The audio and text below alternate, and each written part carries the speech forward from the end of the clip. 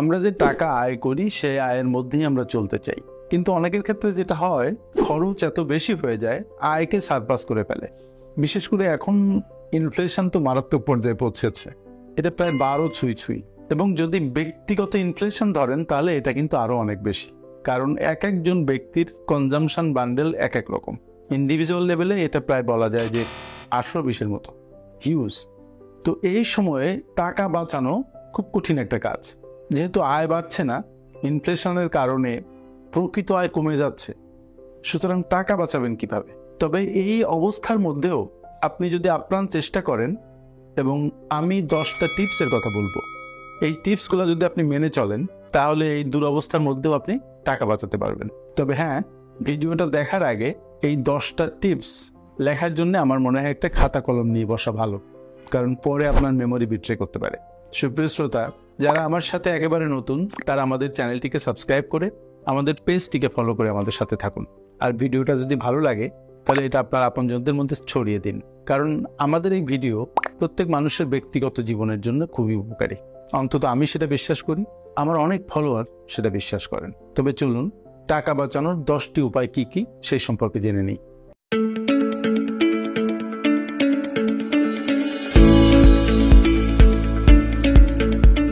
Number 1, budget তৈরি করুন। আমি বহু ভিডিওতে বলেছি যে বাজেট তৈরি করবেন। বাজেটটা কি? আপনার প্রতি মাসে কোন খাতে কত খরচ হবে, কোন কোন আইটেমে কত খরচ হবে, এই খরচের একটা লিস্ট করে নিন।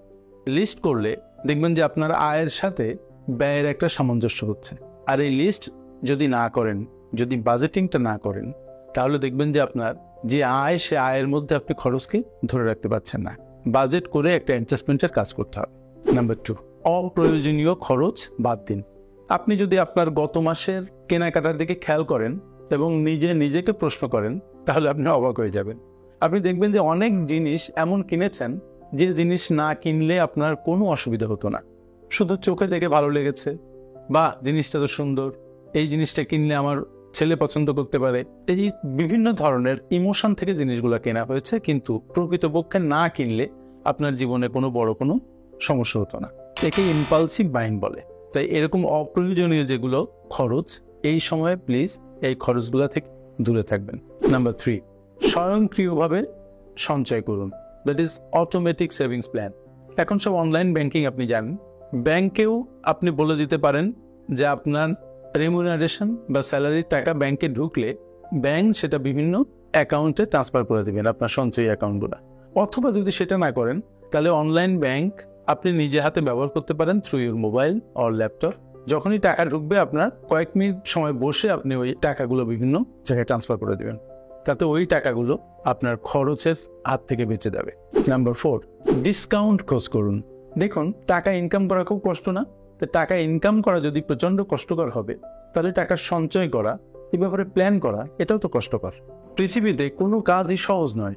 এই জন্য আপনি যদি টাকা সেভ করতে চান তাহলে আপনি যেখান থেকে জিনিস কিনবেন সেখানে যে খেয়াল করবেন যে কোনো আইটেম ডিসকাউন্টে আছে কিনা, যেটা আপনার খুবই দরকার। ক্লোদিং কেনার সময় দেখবেন যে ডিসকাউন্টে অনেক ক্লোদিং পাবেন। নিজে একটু মাথা খাটাবেন যে কোথায় গেলে একটু কম দামে জিনিস কেনা যায়। যেমন বাজার করবেন, কাঁচা বাজার অনেক দাম এখন, আপনি কারণ বাজারে চলে গেলে যদি একটু বেশি পরিমাণে জিনিস কেনেন, অথবা 2-3 জন মিলে একটা জিনিস কেনেন, তাহলে দেখবেন অর্ধেক দামে আপনি জিনিসপত্র পাচ্ছেন। এদিকে একটু খেয়াল করতে হবে, কারণ টাকা বাঁচাতে হলে আপনাকে একটু কষ্ট করতে হবে। বা এরকম বিভিন্ন রিটেল শপে যে জিনিসপত্র কেনেন সেখানে দেখবেন যে সবসময় কিছু না কিছু ডিসকাউন্ট থাকেই। টু ফোকাস অন দ্যাট, তাহলে আপনার খরচ অনেক কমে যাবে। নাম্বার 5, ব্যয় পর্যালোচনা করুন।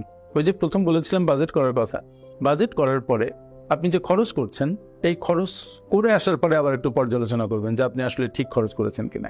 1 সপ্তাহের খরচ যদি আপনি পর্যালোচনা করেন, আপনি অবাক হয়ে যাবেন। একটু আগে যেটা বলছিলাম যে অনেক অপ্রয়োজনীয় জিনিস কেনা হয়েছে, তো পর্যালোচনা করলে কি হবে, এর পরের সপ্তাহে আপনার মন তখন অপ্রয়োজনীয় জিনিস কিনতে আপনাকে বাধা দেবে। ঠিক যেমন অনেক শ্রোতা, আমার অনেক ফলোয়ার, তারা আমাকে বলেন, দেখা হলেও বলেন যে আপনার কথা শুনে তো আমরা সব অপ্রয়োজনীয় জিনিস কেনা বাদ দিয়েছি, এমনকি প্রয়োজনীয় জিনিস কিনতে গেলেও আপনার চেহারা বেশে উঠবে।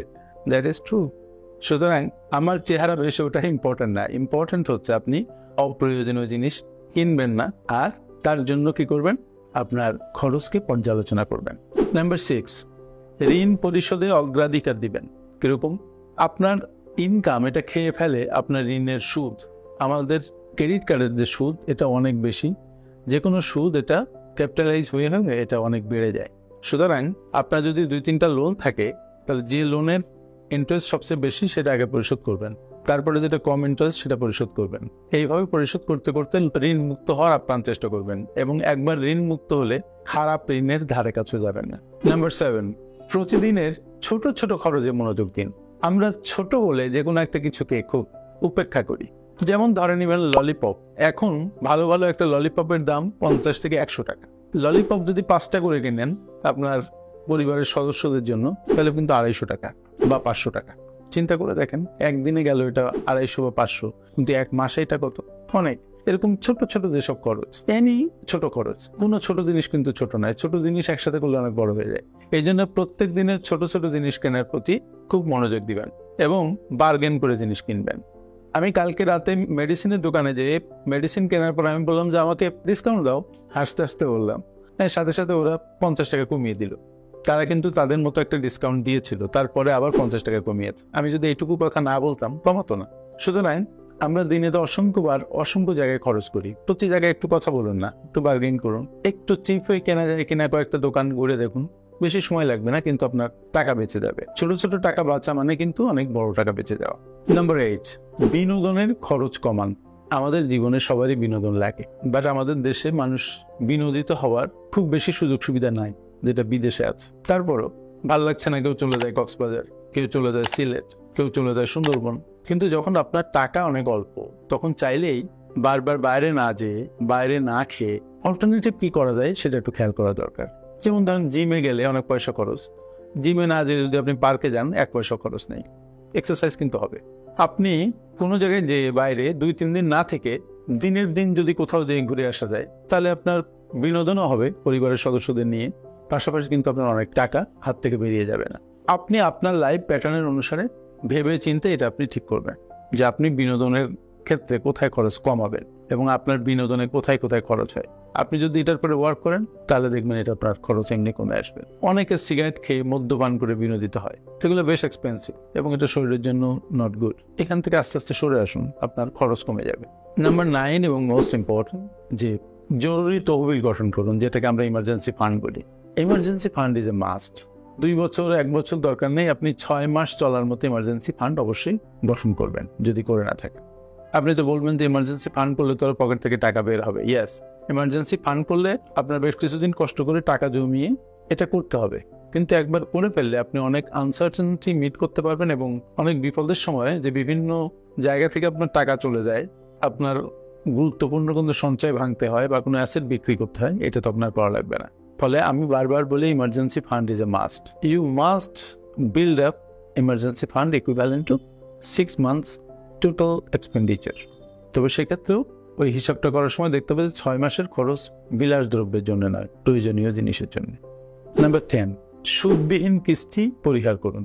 আমাকে বলবেন যে ভাই সুদবিহীন কিস্তি কেন পরিহার করব? ইট ইজ ট্রু, কিন্তু যখনই কোনো সুদবিহীন কিস্তিতে আপনি কোনো জিনিস কেনেন, তখন এটা আপনার সামর্থ্যের বাইরে যেয়ে আপনি কেনেন। এখন 1 লাখ টাকার জিনিস কিনছেন, কিন্তু আপনার হাতে আছে মাত্র 10,000 টাকা।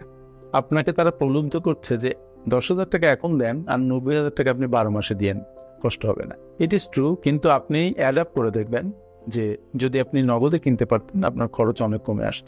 যেহেতু আপনার সামর্থ্যের মধ্যে নাই, এই জিনিস আপনি এখন না কিনলেই পারেন। একটু কয়েকদিন পরে কিনেন না, আপনি টাকা জমাতে থাকেন, 1 বছর পরে কিনেন, এটা খুব বেশি ক্ষতি হবে না। এটা হয়তো আপনার 42 ইঞ্চি টিভি থেকে 100 ইঞ্চি টিভি কিনবেন, এরকম ঘটনাগুলো হয়। সুতরাং নিজেকে একটু রেসিস্ট করেন, নিজের মনকে একটু কন্ট্রোল করেন, পরিবারের সবাইকে একটু বুঝান, তাহলে হবে কি আপনার টাকা জমে যাবে এবং এই টাকা আপনি বিনিয়োগ করতে পারবেন। আস্তে আস্তে আপনার সঞ্চয় বাড়বে, বিনিয়োগ বাড়বে, আপনি ফিনান্সিয়াল ফ্রিডমের দিকে যাত্রা শুরু করা আপনার জন্য সহজ হবে। সুতরাং যে 10টা টিপস আমি বলেছি, আপনারা এই 10টা টিপস ভুলবেন না, মেনটেন করুন এবং দেখুন কি ঘটে, দেখবেন মিরাকল করছে। থ্যাংক ইউ ভেরি মাচ আমার সাথে এতক্ষণ থাকার জন্য।